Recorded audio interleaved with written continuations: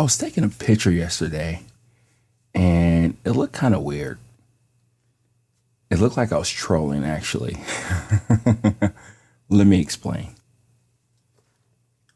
Right here, I have in front of me another grinder. This is the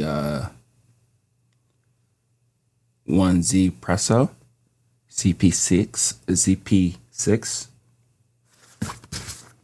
We're going to be talking about this another day. I guess I lied about reflections and I didn't lie, but that's another story for another day. And I put it right next to my EK43 grinder.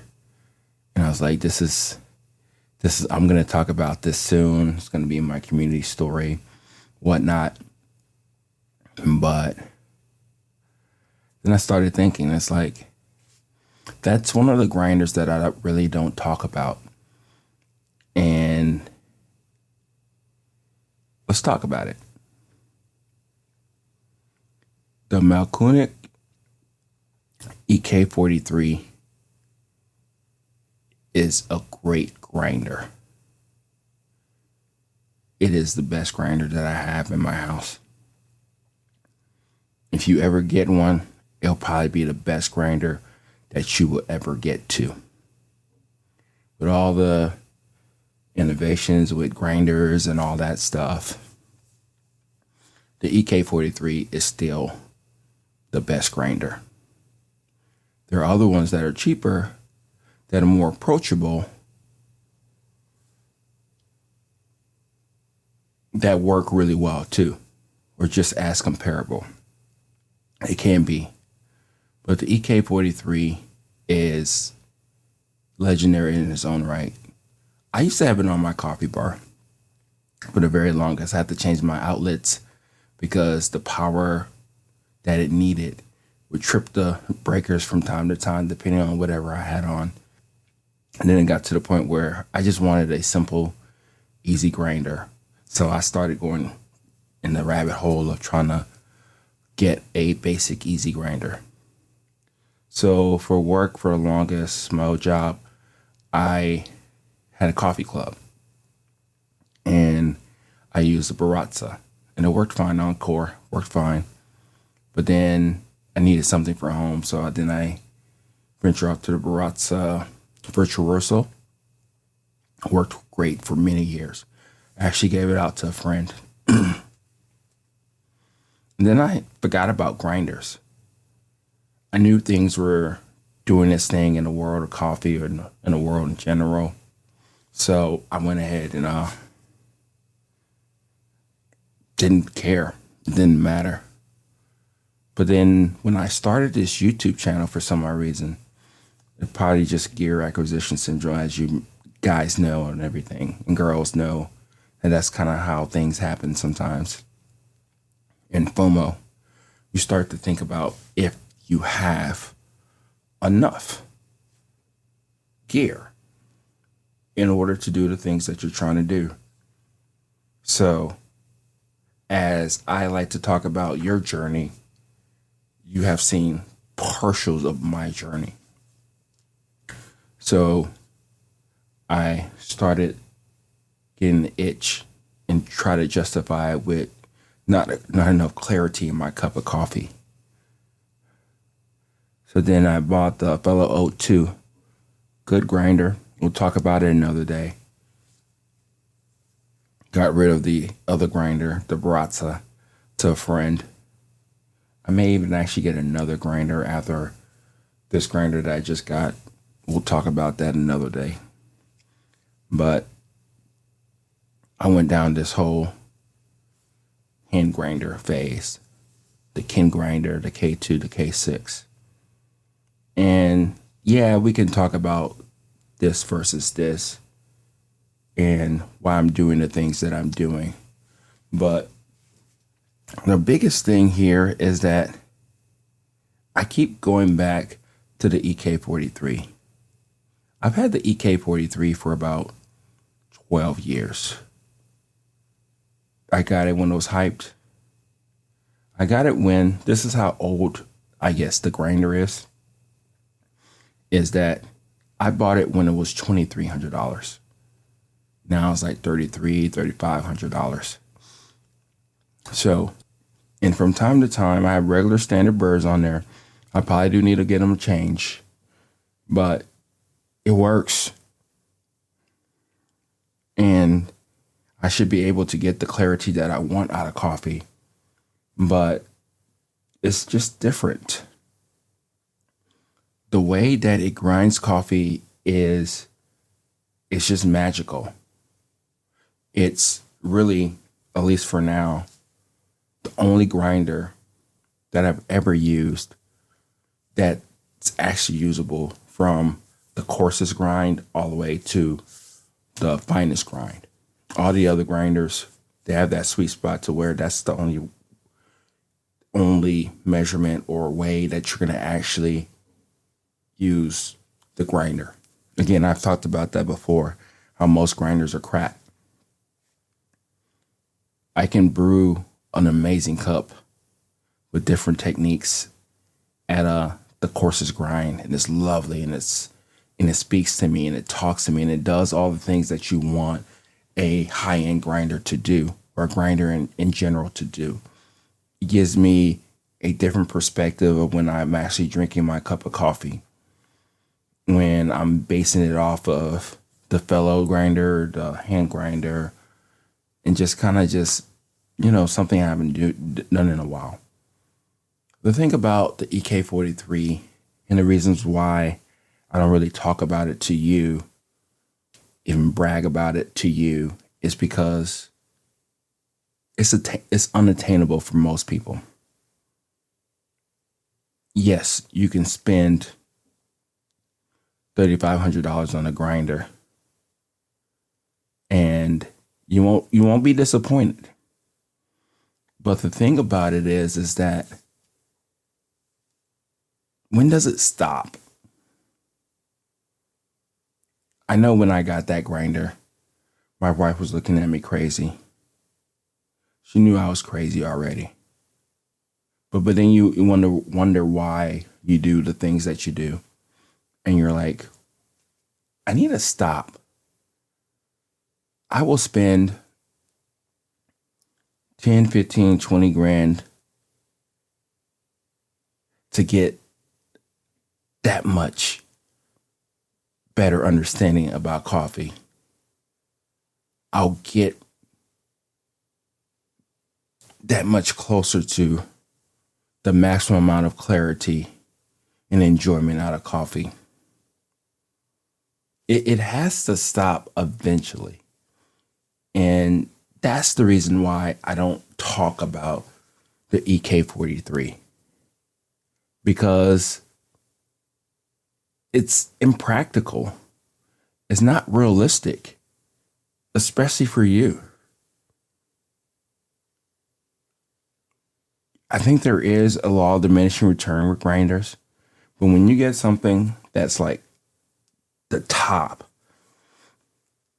you start second guessing yourself about anything and everything, and thinking about if you're doing things right, if you don't have the right beans, if you mess up in your recipe. It's trippy. It's kind of confusing. It's one of those things to where you're like, what happened? What went wrong? And I gotta say, for the most part, I think it's kind of taught me that coffee's just coffee. Sometimes it's just okay. Sometimes we're trying to chase this thing and it's just not there. And those are some of the things that I have to remember, is that even with the best tool in the world, it's okay. It's just coffee. Sometimes it can let us down. And I think that's probably one of the reasons why I don't use it as much too, because I get some really good coffees. I'm not saying I'm the best roaster in the world. I'm close. I'm just tooting my own horn, but whatever. Anybody and everybody will say that, right? But when you have like the best tools, and you can get any coffee in the world to your own palate desires and you brew a cup, and you're not happy, you're not satisfied, where do you go from there? I think that's part of the reasons why I don't use it as much as I should. Yeah, this is in the garage. Sure, not a problem. But I guess what I'm saying is that it throws you off. It makes you wonder what all the stuff that you've been doing, listening to and trying to analyze and trying to get to understand and all that stuff. You wonder about, like, wow, I got the best tools. I got some of the best coffees. I know how to brew a damn good cup of coffee. I got other instruments that help me get me on that road. And this coffee is just okay. It's kind of disappointing. It's kind of depressing if you really think about it. So now that I'm sitting here psychoanalyzing, having a mental talk with myself and also with you, I think that's probably part of it. Sometimes when you have the best, it's going to disappoint you more than you think. That's why the Fellow O2, it works fine. That's why the King grinder works fine. I'm sure this grinder will work just fine. And you're actually paying a fraction of the cost. You know? It's kind of crazy when you think about the reasons why you don't say things and do things and give people more advice about why they should get an EK43 and how it's going to make their coffees and everything legendary. And then you just stop and wonder. And you're like, oh, that's why. That's why I don't really talk about the EK43 to you. Because it's kind of attainable. Get your credit card out. Spend your money. Place it in your bar. Probably change the outlet. Probably take some pictures for the gram. Whatever. It doesn't really matter.